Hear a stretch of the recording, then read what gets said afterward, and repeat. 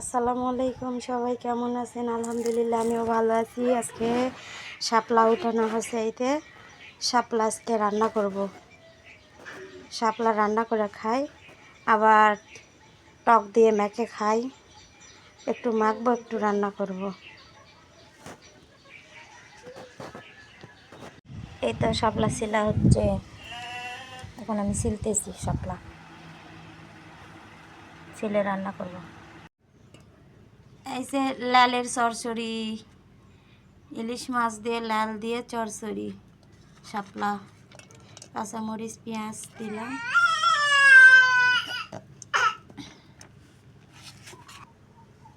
হলুদের গুঁড়া,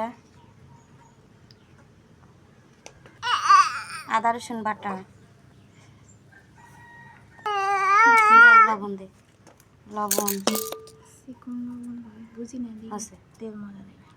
ইলিশ মাছের সরিষার তেলটাই মজা, সরিষার তেলটা দিয়ে দিলাম।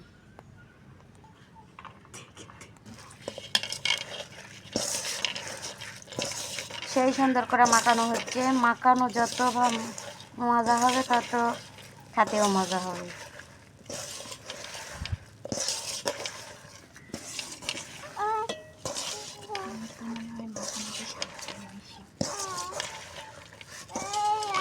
মাখানোতে তো স্বাদ বেশি।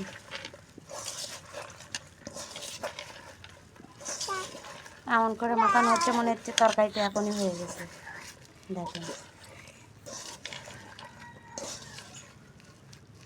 হয়ে গেছে মাখানো, দেখেন এত সুন্দর হয়েছে, মনে হচ্ছে রান্নাই হয়ে গেছে।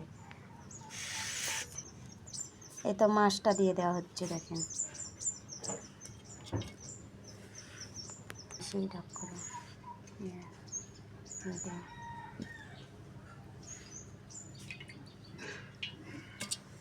ইলিশ মাছ, ইলিশ মাছ দেখেন মাছটা অনেক বড়।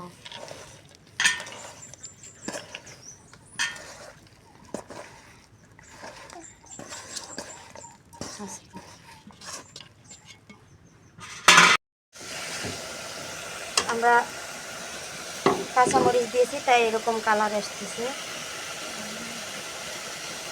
লালের চরচড়ি, আমরা লাল বলি, কেউ শাপলা বলে, আমরা লাল বলি।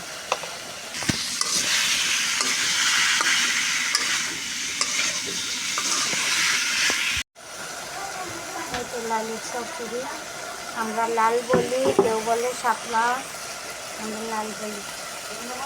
রান্নাটা প্রায় হওয়ার মতো, চরচড়ি হয়ে গেছে আমার। লালের চরচড়ি খাওয়া হচ্ছে।